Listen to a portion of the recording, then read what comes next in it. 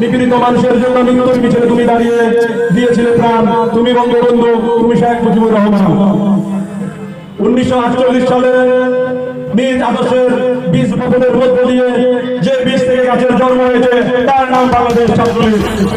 আপনারা জানেন 1948 সালের প্রতিষ্ঠালনের পর থেকে ভয়ঙ্কর ভাষা আন্দোলন, ৬২ শিক্ষা আন্দোলন, ৬৬ ছয় দফা, ৬৯ গণ অভ্যুত্থান, ৭০ নির্বাচন এবং সর্বোপরি 19৭১ সালে মহান মুক্তিযুদ্ধে বাংলাদেশ ছাত্রলীগের ১৭,০০০ নেতাকর্মী বঙ্গবন্ধুর নেতৃত্বে রক্ত দিয়েছে।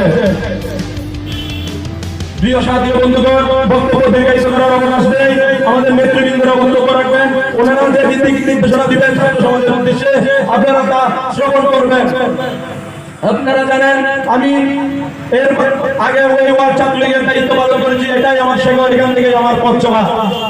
পরবর্তীতে আমার সৌভাগ্য হয়েছে আমি উপজেলা সংগঠনের মূল পদের দায়িত্ব পালন করেছি। সব কিছুর মধ্যে আমি আমার ওয়ার্ডের পরিচয় হিসেবে আমি সবসময় স্বাচ্ছন্দ্য করি। আজকে এই সম্মেলনের মধ্য দিয়ে ৭ নম্বর ওয়ার্ডের যে ছাত্র নেতৃত্ব উঠে আসবে, আমি মনে করি আগামী ২৪ সালের নির্বাচনে আমাদের জননেতা ডক্টর হাসান মাহমুদ সারা রাঙ্গুনিয়া এবং বন্ধুরা নানা জায়গায় যে উন্নয়ন করেছে সেই ছাত্রলীগের নেতৃবৃন্দের হাত ধরে আমাদের সাধারণ জনগণের দোরগোড়ায় পৌঁছে দিবে, সেই আশাবাদ আমি ব্যক্ত করি।